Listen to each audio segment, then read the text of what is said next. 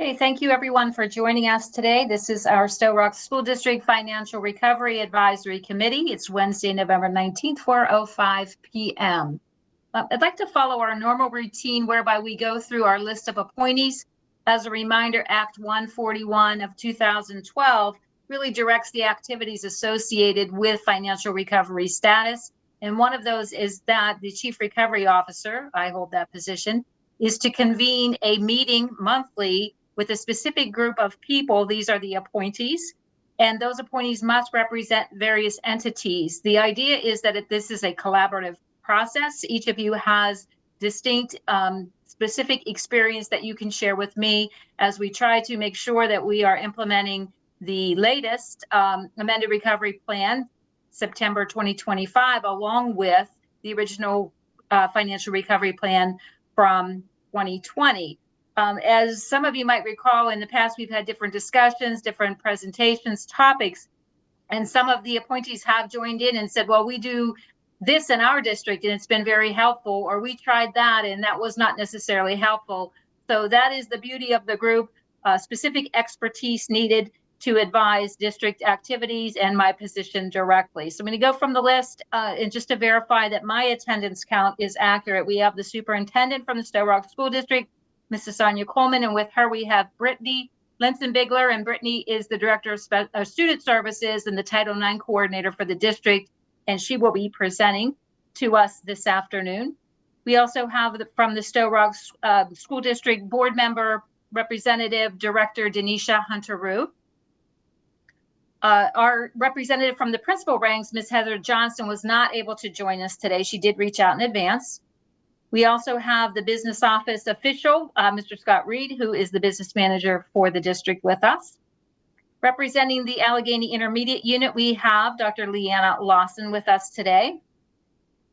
Our charter school representative, Dr. Melissa Garvin from Propel. I don't believe I saw her. Melissa, are you with us? Okay, our special education advocate from McGuire Memorial, we have Miss Jessica Taylor. She's waving and she's driving, and please be careful as you're driving.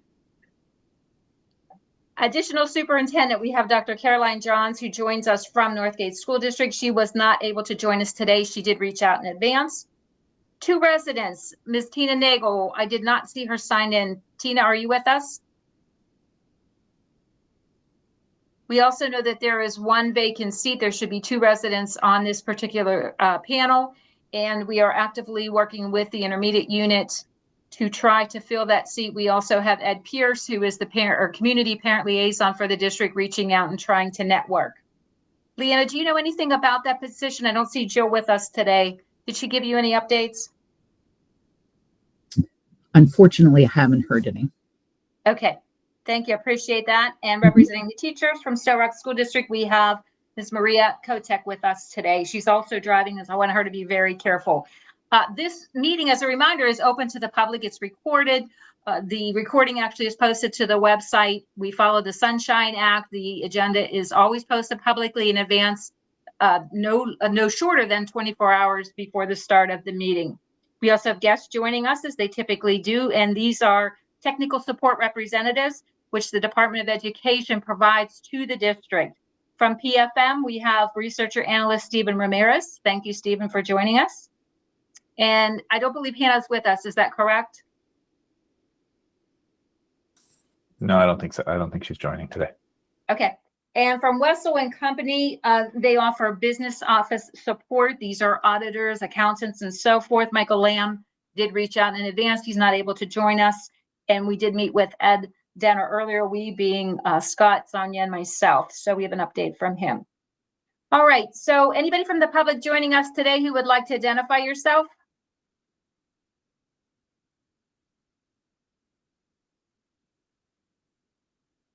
Okay, I'm going to start through the agenda then. So topics revisited, i.e. old business, the Supporting America School Infrastructure Grant Program. As we've said repeatedly over the last few months, it's been on hold during the budget impasse in Harrisburg. Now that that's been resolved, I would expect there to be movement on that.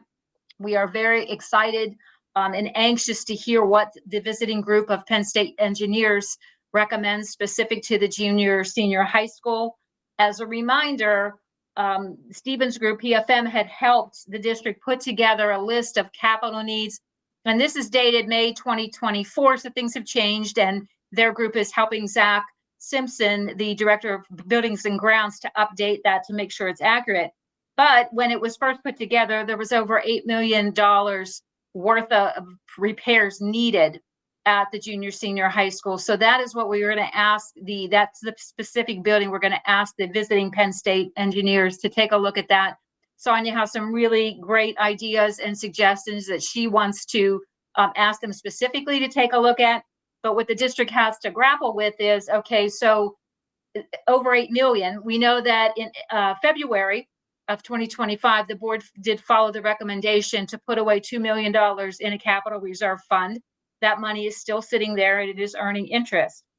Now we have been holding, there's a 5.8 million additional funds that we want to set aside. We're going to ask the board to do that most likely in January. We have put that off because of the Harrisburg impasse. So potentially there would be 7.8 million in reserve targeted for the junior senior high school. That money has to be there readily available in the event something would happen and change the priority of capital repair and projects within the district. So the district could feel confident that money is there to address those needs. As we know, over time, costs change and certainly new things creep up. And so again, PFM is helping Zach to work through a prioritized list of spending. So we did receive communication September 10th. That's old information, and I would expect that we would hear something in the near future. And remember, in that last communication, we were assured that Sto-Rox was really near the top of the list. They understood the sense of urgency that the district has. Any further comment, questions on that? Okay, second resident appointee, Dr. Jacoby did report to us last month, as you might recall, that she did reach out to an individual who had expressed interest to us about being an appointee, the second resident appointee to the committee. She was trying to connect with him. I know that she said she had left a message. And as far as we know, they have not yet made contact. So we're hopeful that that individual will make contact and or another interested person within the community to join us. I had the impact of the Harrisburg budget impasse there, and I kind of crossed it out before we posted it because realistically, you know, we were holding on to cash as everybody else was. We know that most districts, Sto-Rox included, was not making payment on charter school invoices that were received. We just couldn't do that because there weren't subsidies coming in. But once the subsidies start to come in, we know that that will change, and Scott will take care of those payments. Also, keep in mind too, what's been reported is that there's going to be a cap on cyber charter tuition. The last check that I did, we had 70 students from the district in cyber charter schools. And so the PDE 363, that's the form that the district puts out, completes, submits, generally in October of every year, identifies what the tuition rate will be. And that's based on budgeted figures from the prior year. And so for cyber charter students, Sto-Rox latest, so October 2025, PDE 363, before the budget was passed, identified $14,235.92 per student for cyber charter tuition. Again, if there is this $8,000 cap, it seems that there is, that represents a significant savings. And that we know Stephen and Hannah from PFM, they're working to try to put some of these new pieces from the recently approved budget into the district's budget so that we can kind of figure out what is the impact, but it is, you know, it is expected to be a positive impact. Stephen, is there anything that you want to comment on that? Just confirming that we are running our own calculations on the exact impact of the changes, especially to the cyber charter tuition rates. That's one of the things that we'll be are looking closely to really understand the gravity of the impact. It's grateful that it was finally passed, and it allows us to kind of move so many more things forward now. But yeah, and that information, I'll bring it back to the CRO and to the superintendent, and should be shared widely shortly. Thank you, appreciate that. Okay, so does anybody have any new topics, any of the appointees, or if we've had somebody jump on from the community, anybody want to bring up something new or different?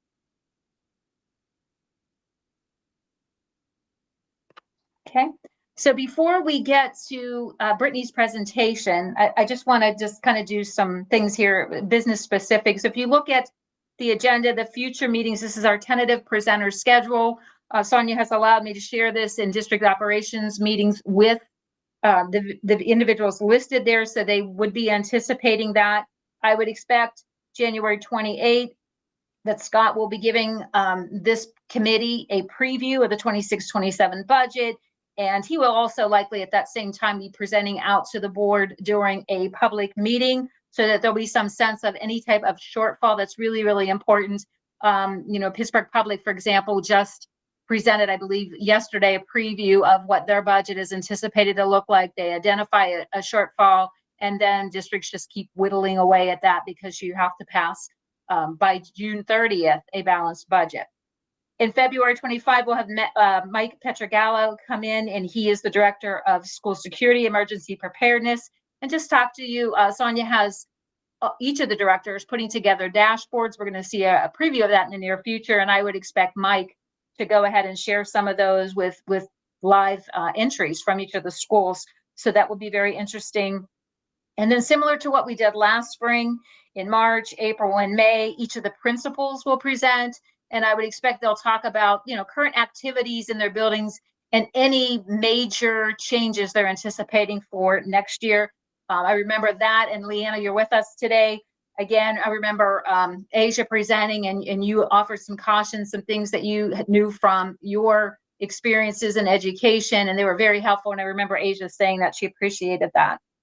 And then I would expect during our June meeting that Sonia will present year in review. That's going to be exciting because she is moving and shaking. So just to let you know that. And then in July, I'll give a recap specific to the financial recovery plan. Remember, we all share a goal. We went 3 solid years, and that starts now. We really are going to hope and do our parts to make sure that the district, or hopefully that the district would be ready to be considered for exit from financial recovery. But there's a lot of moving parts. There's a lot of work to be done. But that is the shared goal. As a reminder, we are not having a meeting in December. I'm not even going to try to compete with concerts and holiday activities. So after we finish up today, our next meeting will be Wednesday, January 28th at 4 p.m. And again, same format in person. Sonia and Brittany are in the district office right now. That is open to the public to walk in. Certainly our link is accessible to the public. And any final questions before I turn it over to Brittany? And then we will close out with Brittany's presentation. And please, we'll follow whatever Brittany's preference is. If you want us to raise our hand, ask questions, wait till the end. Brittany, is completely up to you. Any final remarks until we switch over? Okay, thank you, everybody. I'm going to stop sharing my screen, and it's all yours, Brittany.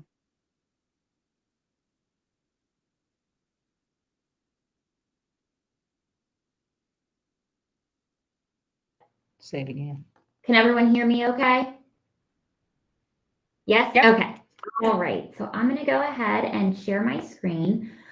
Please feel free to chime in whenever. You don't need to raise your hand. You don't need to wait until the end. I'd like to keep it conversational if we could. So I have a short slide deck here to go over just to give an update. I tried to focus it on the materials that were presented within our financial recovery plan, so I can address the ways that I'm hoping to meet a lot of those goals. So a quick intro about me. I'm from Homestead, Pennsylvania. I'm not sharing yet. I thought You're sharing, but you're not in the slideshow. Oh, thank you. There we go. All right.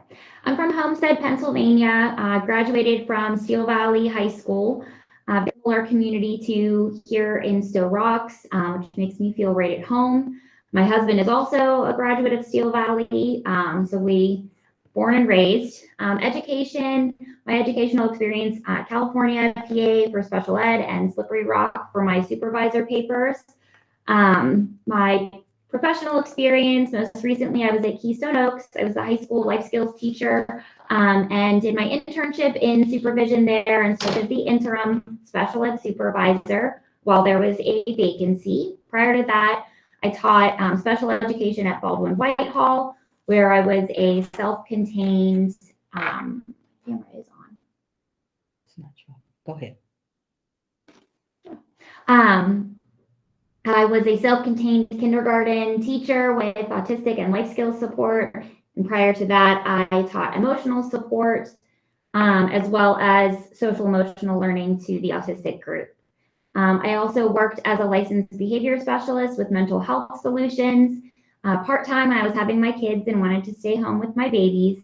And prior to that, I had my start at West Allegheny School District and Mon Valley School with the AIU. On a personal level, I'm a mom of 2 boys. My 7-year-old Murphy is in 1st grade at Keystone Oaks at Aiken Elementary, who just got a new principal who used to work at Sto-Rox. I just found out. So they just hired her yesterday, Colleen Frankel. Never met her, but all my KO friends have been texting me, what do you know about her? So just a small world. And my husband and I have been married for about 10 years. So that's a little bit about me. Looking at some of the goals that we have in our recovery plan, I tried to focus it on the things that were specific to student services and special education. So one of the items are instructional programs and operational initiatives. So our action item, develop continuum of supports and services to provide least restrictive local learning environments where possible. So district-wide, I've implemented coaching and consultation from a variety of resources, Patton, AIU, Watson Institute, focusing mostly on our life skills and emotional support teachers. When we're looking at bringing those least restrictive environments and increasing our learning environments in district, those life skills students and emotional support students are typically the ones that we see placed out of district. So I'm trying to strengthen our supports within the district so that we can continue to serve those students at home. Additionally, we're sending those teachers out of the district when we can to AIU and Patton trainings to give them the tools that they need. You can see a snapshot here of the consultant spread that we have across the district. We try to keep our highest needs with as many hands or cooks in the kitchen as we could, getting those people into the classroom, giving them curriculum support, behavioral support, and some verbal mapping skills for some of our life skills students. Within each building, we have different targeted goals that we're working on to continue developing those continuum of supports.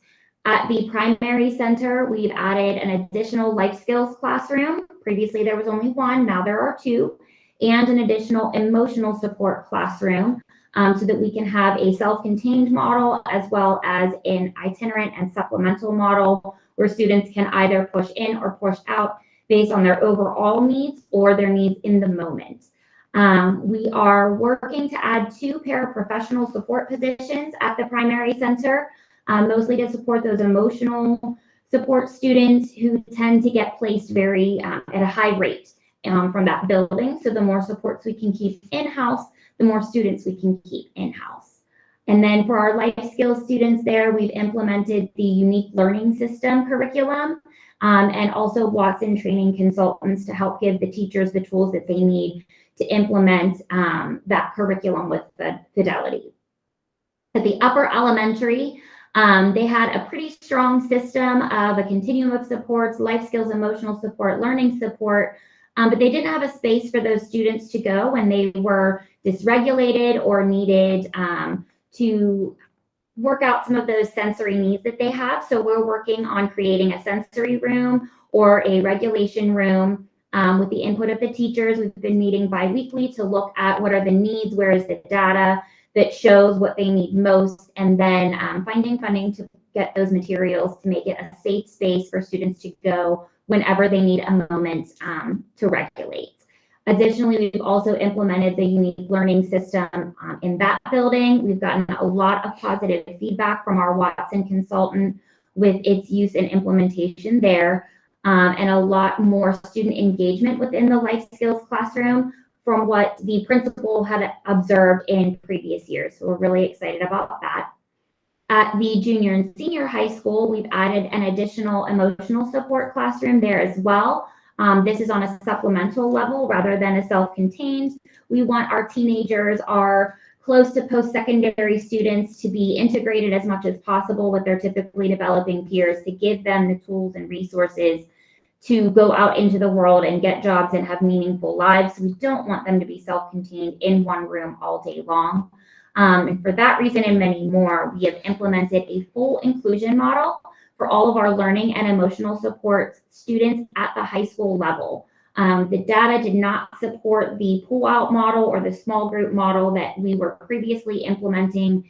We weren't seeing curriculum or content delivered with fidelity. We weren't seeing assessment scores making improvements. So we tried to focus on that content learning and making sure that those students receive a high level of instruction as well as their peers. And with that big change, we recognized that our teachers were going to need support and coaching in changing that mindset and that delivery model.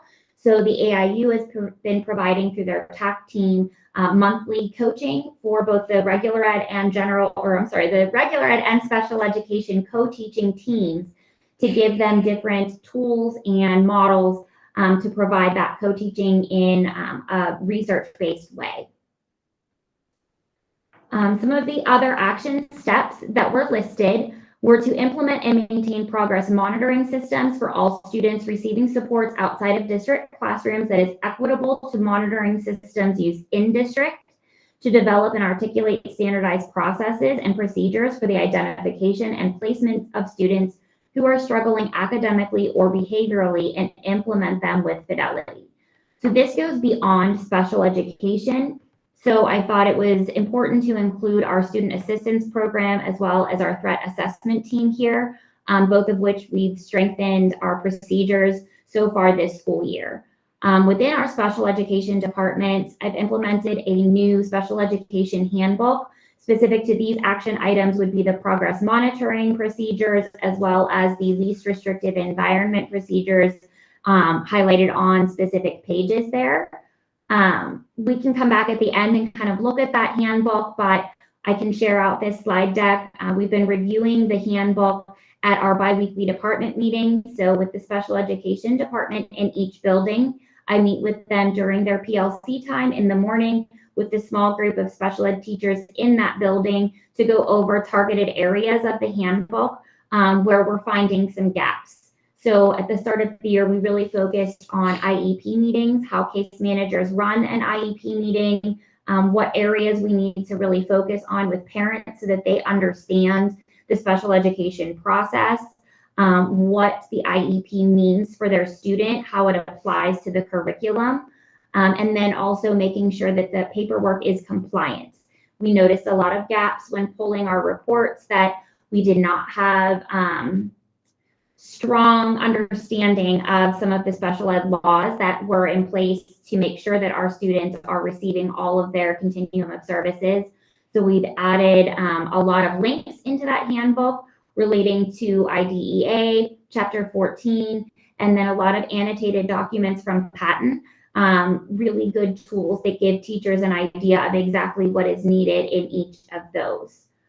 Within our student assistance program, we have, again, meeting weekly where we take referrals from teachers of students who are showing those academic, behavioral, attendance, mental health concerns, and then collaborating as a team with teachers, principals, counselors, Presley Ridge therapists, ACI representatives, members of the county, and we come together to determine ways that we can meet those students' needs and to figure out if there's an MTSS strategy or intervention that we can implement, if there's a mental health service that we can connect them to, if there's a service coordination that their family might need to get them the supports that they need to support the child, or if we need to investigate a special education route and evaluate a child for special education services. And then we keep a weekly agenda where we follow up each time we meet on the students that we had brought up from the previous weeks to make sure that those balls are moving forward and not getting left behind.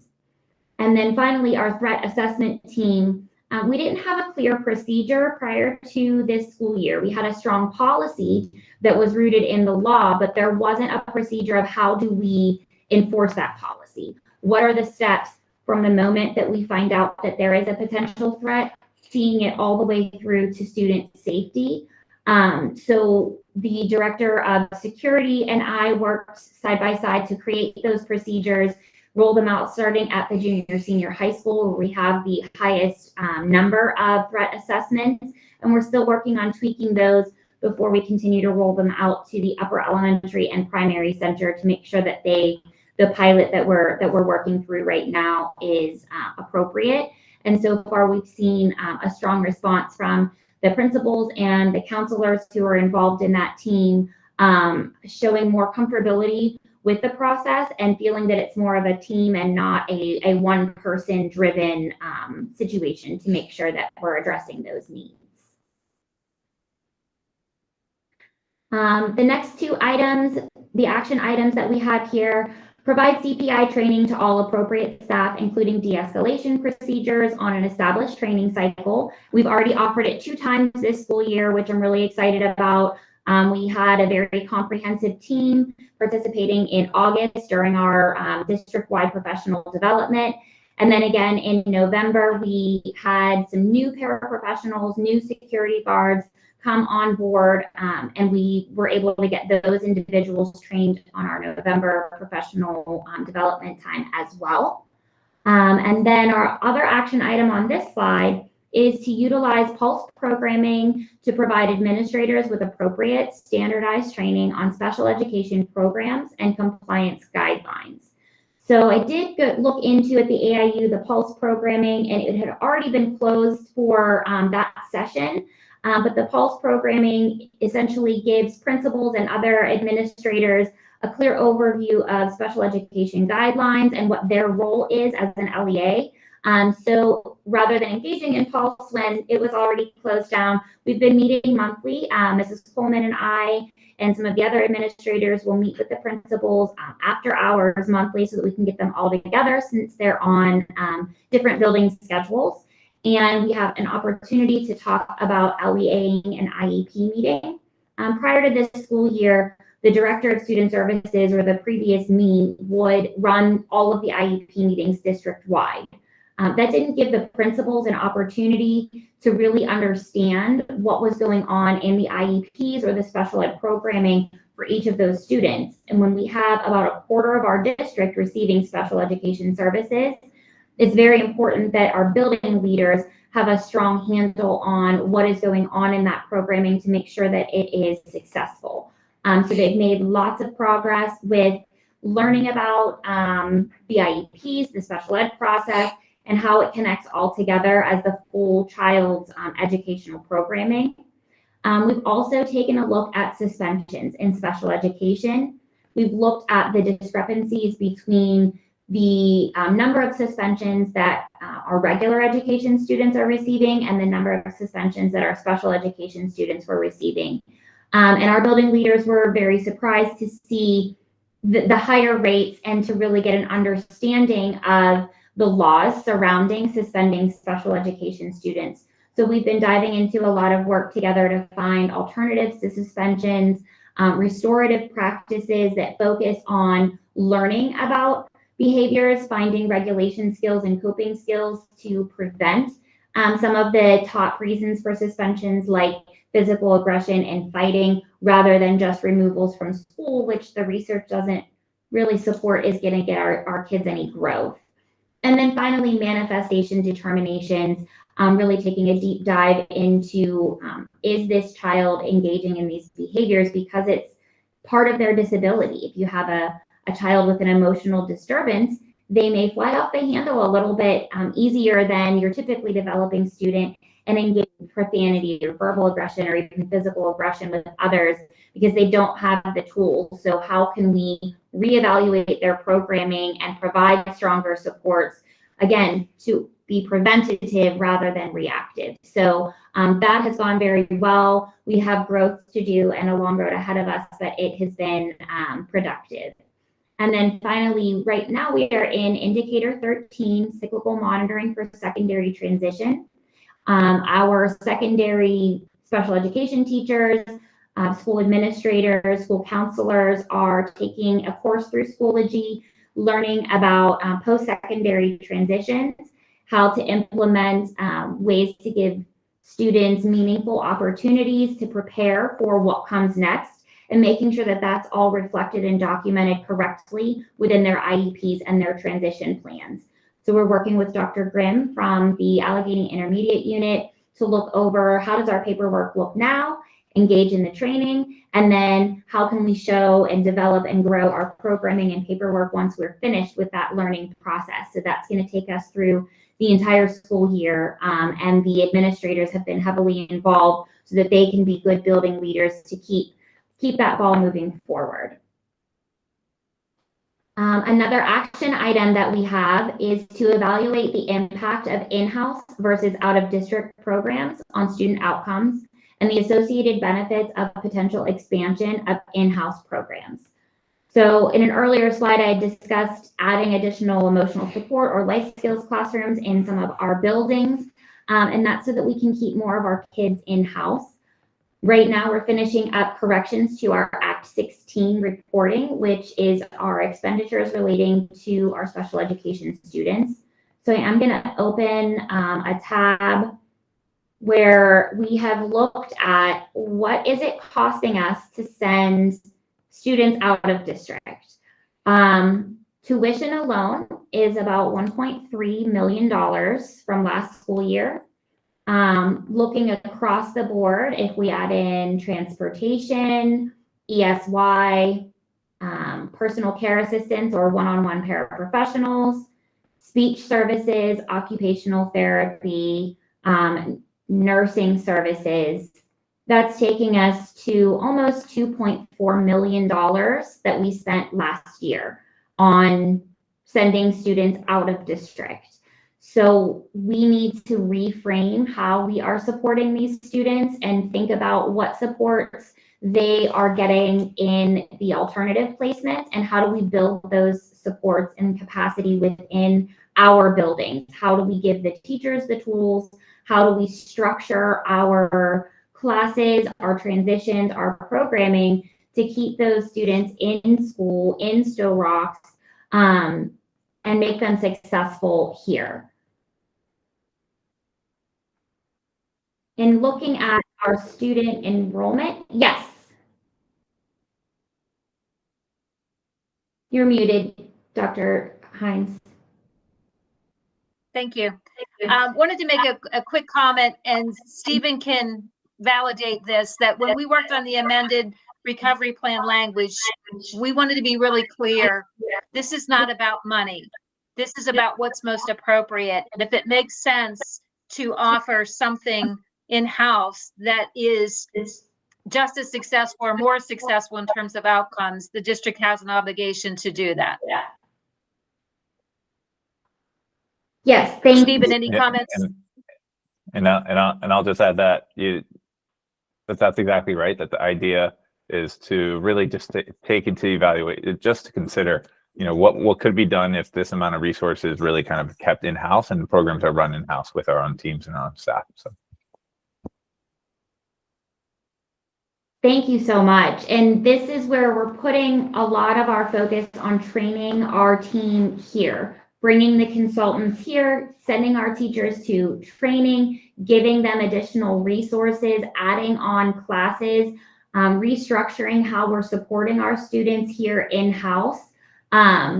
This spreadsheet was just to give you kind of an idea of, why not just send them elsewhere? This is a big picture of why. And when we look at our enrollment of special education from the past few years, we're between 22 and 25% of our district is special education, and that is significantly higher than the statewide average. So if we have this high number of special education students, we are, again, obligated to provide strong special education services. These are our kids. We can't ignore the fact that our kids have strong needs, so we need to provide strong supports to meet them where they are. Again, looking at comparing in-house versus out, I pulled this from Dr. Hines' recovery manual that she had sent out. It was really eye-opening to me to look at the comparison. I just look at what are we spending as special ed, because that's my world. In comparing it to what we're spending elsewhere, special ed dips into almost all of these categories. So when I look at contracted services, for example, and add up this list, only security guards and business office are not directly related to special education. So when I added all of the other areas, that was $4.6 million that we're spending on third-party services relating to special education or student services. So again, we have students with significant needs, and we need to meet those needs. But I would rather do it with our own district employees and give them the tools and find ways to make it sustainable in-house. And then we have more capacity to provide more to them. So if I look at what can I pull back on from third party and bring that in-house? For example, our Soliant paraprofessionals are transient. They're a wonderful resource. We can get them in quickly because they have a pool of applicants that are readily available. But they're 3 times the cost of the paras that we have in district. So if we can work to build our community of paraprofessionals that tend to be long-term, our paraprofessionals that we have in district have been here year after year after year. So we need to attract more of those individuals and less of the third party. 1, they're more consistent. 2, they're under our guidance, they're under our bargaining agreements. And 3, they stay longer, so they're committed to our kids. So as Dr. Hines said, in addition to the cost, it also reflects better on our stronger community to keep it in-house. Lastly, if I look at the data, how are we performing compared to those around us? What we're doing isn't working. We can show that we've increased our participation in our state testing, so the PSSAs and the Keystones. While we didn't fully meet the target for our older grades, our 11th graders, we did have 100% participation for 4th grade ELA assessment. So that's fantastic. But then when I look at the proficiency rates, we had such a low proficiency rate for our special education students that it was not even reportable. So those dashed lines there, they don't mean that there was a mistake. It means that we had so few special education students proficient that the state couldn't even report it. So that data right there shows me that we have to change what we're doing. We need to bring our students in-house. We need to include them. We need to give them the same opportunities that our regular ed students are getting so that they can close the gap and meet those needs. And then lastly, looking at our resource management, the last action items there are all relating to evaluating that out of district and in district cost and bringing that in-house. So some things that we're doing, again, looking at our special education handbook. I've created stricter guidelines for how we place students out of district. We are supposed to reevaluate a student every time we're recommending them to go out of district, and that simply wasn't happening before. We would have some challenges, and it was a quick fix or an easy fix to find somewhere else for those students to go, rather than reinvesting in that student and taking the time to evaluate them and figure out what supports we could create in-house to support them. And I've made that now a requirement that we do need to reevaluate a student unless it's an extreme circumstance, a weapon, drugs, serious bodily injury. Other than those situations, we need to really investigate all least restrictive ways to support that student within our own schools before we will consider sending them out. Next, our Act 16 reporting. I gave a little snapshot of what we were looking at. Previously, we were reporting those in categories of only looking at tuition rates. We weren't breaking down the transportation, the related services, and the ESY that it cost the district. And when we report those, and we underreport, as we had been previously, it impacts what we can apply for in contingency funds, which is money that we can get back for our students with significant disabilities. But we can only apply for that if we've reported it correctly from the start. So we've worked, the business office and our PIMS coordinator and my office have been working very hard to get right down to the penny on what each student costs, so that we can get back some of that money to be able to continue to provide high quality supports for all of them, and hopefully improve the quality of supports that we're providing those students. Next, we've invested in AIU school-based access programming to get our Medicaid reimbursement up. So when our paraprofessionals are providing personal care assistance to some of our higher needs students, they're able to then bill through access to get reimbursement back from the state. So we have a paraprofessional credentialing tracker that we are making sure that paraprofessionals receive highly qualified status, that they receive training on how to bill through access, and that they have all of the credentials and time that they need in order to complete that, that reimbursement billing. And then lastly, we are working on PIMS training for our student services personnel to increase our child count accuracy. In doing some deep dives, we're finding that our special ed reporting is inaccurate. We're not producing correct numbers on our child accounting, which again gives misinformation to the state, which then gives us bad data coming back as far as our reimbursement through IDEA and other financial means to support this high needs group of students. So we're working on checks and balances and training for our SIS reporting and our PIMS reporting to make sure that all of those students are accounted for. It does become challenging having a transient community. We have a lot of students that kind of come in and out. They move quite frequently. We have a high rate of McKinney-Vento or unhoused students. We have students that will enroll in a charter and then find out it doesn't work and come back. And when they're going back and forth, a lot of times our child accounting is not accurate. And so we're working very diligently to make sure that our school counselors, our special ed coordinators, our enrollment coordinators are all fully up to date on what that process needs to look like to make sure that we are not letting anything slip through the cracks. Any questions? That's the end of my presentation, but I can go back and go into any of those links if there's anything that anyone would like to take a deeper look at or has any questions about.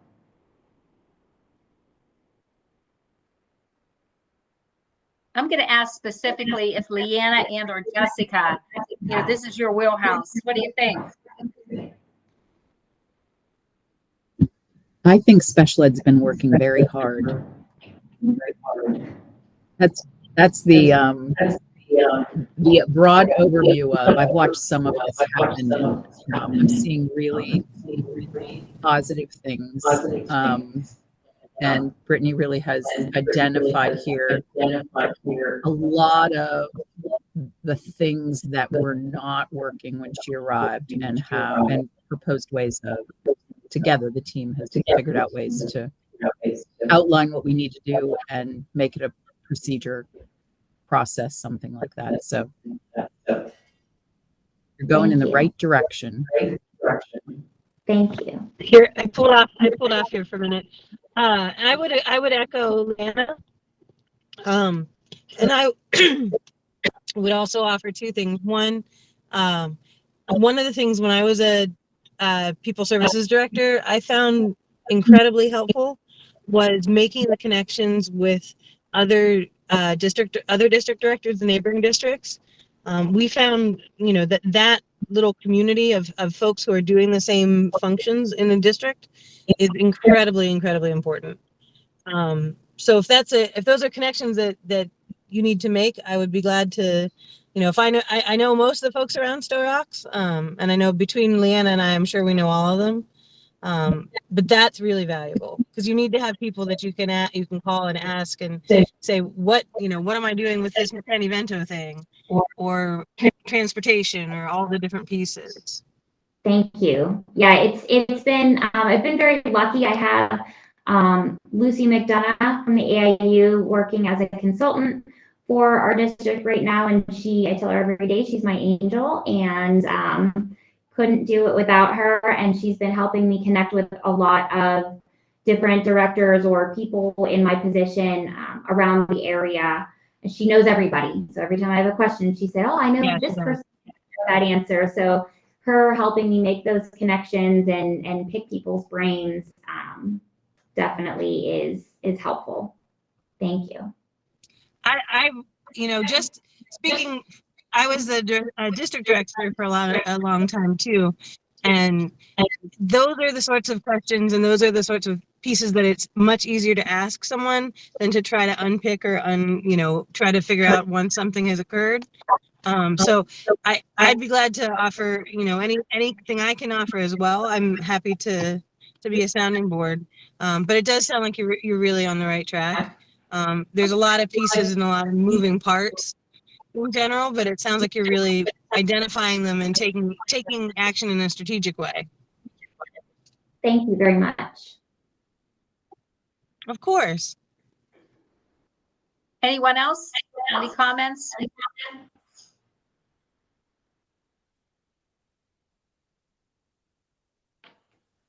Okay, well, Brittany's going to be presenting similar to my supervisors at the Department of Ed, first week of December, similar to what Tony did after he presented to our group. So we appreciate your feedback. I want to wish everybody happy holidays, and we'll see you back Wednesday, January 28th, 4 p.m.